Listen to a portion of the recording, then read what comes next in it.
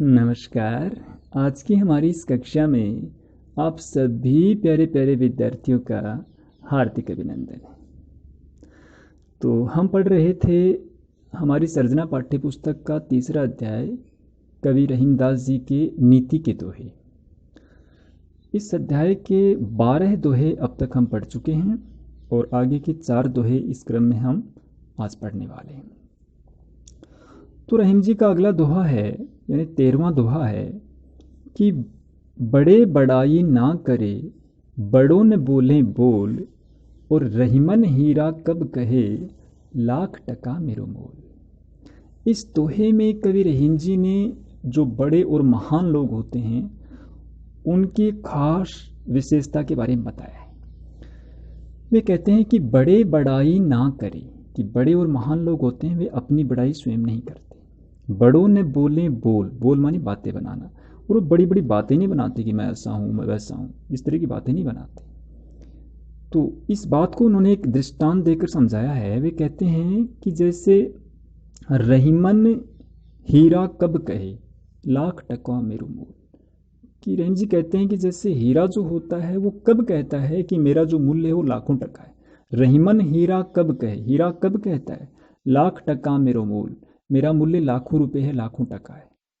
तो जैसे हीरा अपने मूल्य का बखान स्वयं नहीं करता, जो हीरे का पारखी होता है वो उसे स्वयं पहचान लेता है, ऐसे ही महान जो लोग होते हैं वे अपनी महानता का बखान स्वयं नहीं करते। बड़े जो लोग होते हैं वे अपनी बड़ाई स्वयं नहीं करते। तो मनुष्य महान बड़ी बातों से नहीं बनता है, बड़े गुणों को ग्रहण करने से बनता है। यही संदेश कवि ने इस दोहे के माध्यम से दिया है कि मनुष्य को महान बनने के लिए बड़े गुणों को, महान गुणों को अपनाना चाहिए, बड़ी बातें बनाने की तरफ ध्यान नहीं देना चाहिए। तो मनुष्य बड़ी बातों से महान नहीं बनता, बड़े गुणों से महान बनता है। अगला दोहा है, बिगड़ी बात बने नहीं, लाख करो किन कोय, रहीमन फाटे दूध को, मथे न माखन हो। तो इस दोहे में कवि रहीम जी ने कहा है कि एक बार जब बात बिगड़ जाती है ना, तो फिर उसमें सुधार कर पाना बड़ा मुश्किल होता है। बिगड़ी बात बने नहीं, बिगड़ी हुई बात, बिगड़ी हुई बात बनती नहीं है, सुधरती नहीं है। लाख करो किन कोय, चाहे कोई लाखों उपाय करके देख ले। रहीमन फाटे दूध को, जैसे फटा हुआ दूध होता है, मथे न माखन हो, उसको मथने पर, बार बार मथने पर भी उससे माखन नहीं निकलता। ऐसे एक बार बात बिगड़ जाती है तो फिर से उसमें सुधार कर पाना मुश्किल होता है, असंभव होता है। इसलिए कवि ने यहाँ मनुष्य को कहा है कि उसे अपने व्यवहार पे, अपने आचरण पे, अपनी वाणी पे, अपने कर्मों पे पूरा नियंत्रण रखना चाहिए। उसको आउट ऑफ कंट्रोल नहीं होने देना चाहिए, नियंत्रण से बाहर नहीं होने देना चाहिए। तो एक बार जब बात बिगड़ जाती है, बात का यहाँ मतलब केवल बात से नहीं है, मनुष्य के द्वारा किया जाने वाला जो संपूर्ण व्यवहार है, आचरण है, उसके संदर्भ में इसको समझना चाहिए। जैसे वो जो भी एक दूसरे मनुष्य के साथ व्यवहार करता है, उसका जो आचरण होता है, वो जो भी कर्म करता है, वो जो भी बोलता है, वो सारी चीज इसके अंतर्गत आ जाती है। तो मनुष्य को ये सब करते हुए पूरा नियंत्रण अपने ऊपर रखना चाहिए। ये संदेश कवि ने इस दोहे में दिया है।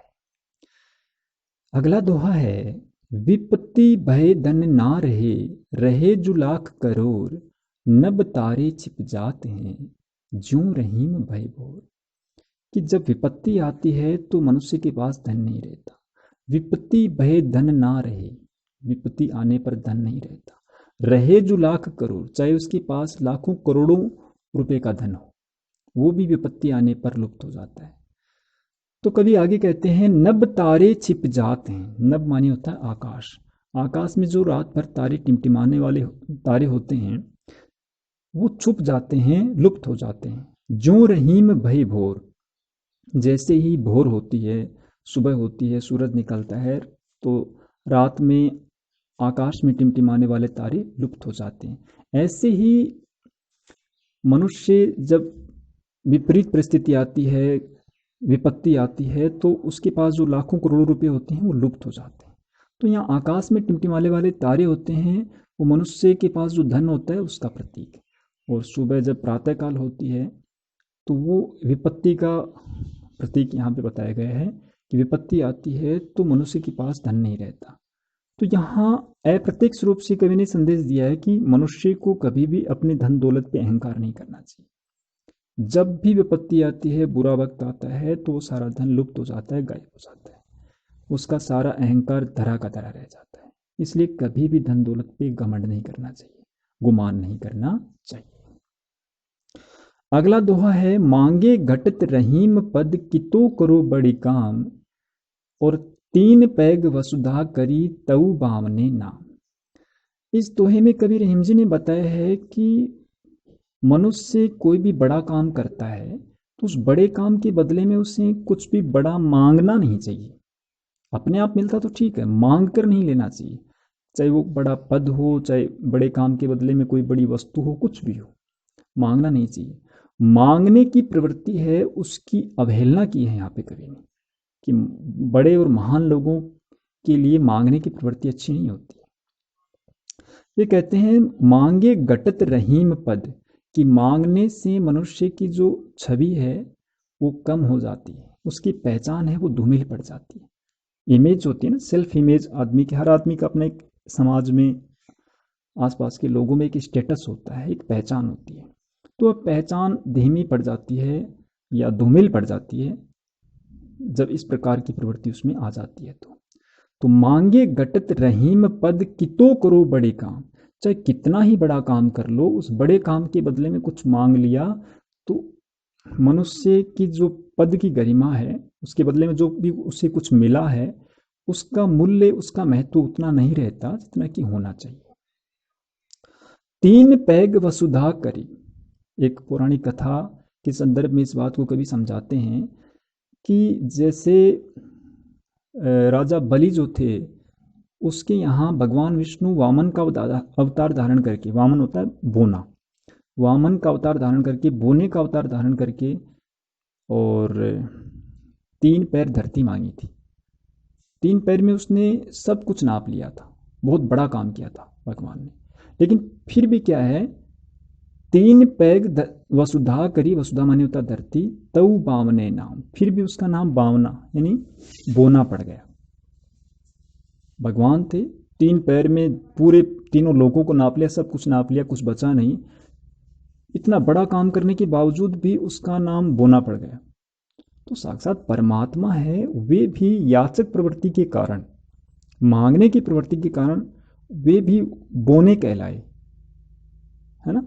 इसी प्रकार मनुष्य है, उसको याचक प्रवृत्ति का त्याग करना चाहिए। याचक मानी भिक्षुक होता है, भिक्षुक प्रवृत्ति, मांगने की प्रवृत्ति का त्याग करना चाहिए। ये बात इस दोहे में कभी नहीं समझाई है। उसका अपना जो स्वाभिमान होता है ना, उसको बचाए रखना चाहिए, उसकी एक पहचान होती है, उसको बचाए रखना चाहिए। बड़ा काम करके बदले में बड़ा कुछ भी मांगना नहीं चाहिए। अपने आप मिले तो ठीक है, मांगना नहीं चाहिए। ये बात इस दोहे में कवि ने समझाई है। तो इनसे संबंधित प्रश्न हम कुछ हैं वो देख लेते हैं। पहला प्रश्न बनता है, रहीम ने बड़े लोगों की क्या पहचान बताई है।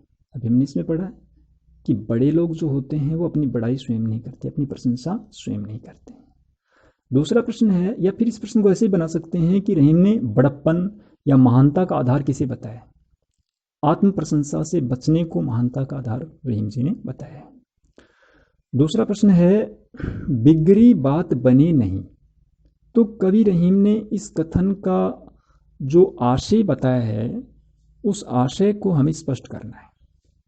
बिगड़ी बात बने नहीं, कवि रहीम के इस कथन का आशय स्पष्ट कीजिए। तो यहाँ बात बिगड़ने का मतलब मुंह से बोले जाने वाली बात ही नहीं है। कई संदर्भ में इसका हमें समझना है। जैसे मुंह से बोले जाने वाली बात भी है, किए जाने वाले कर्म भी हैं, उसका आचरण भी है, उसका व्यवहार भी है, सब चीज़ें इसके अंतर्गत आ जाती हैं। तो इसको हमें इस तरह समझकर समझाना है। विपत्ति बहे धन ना रहे, इस कथन से कवि ने क्या भाव व्यक्त किया है। इस कथन से कवि ने कहा है कि विपत्ति आती है तो मनुष्य की धन दौलत लुप्त हो जाती है, इसलिए उसको धन दौलत पे अहंकार या घमंड या गुमान नहीं करना चाहिए।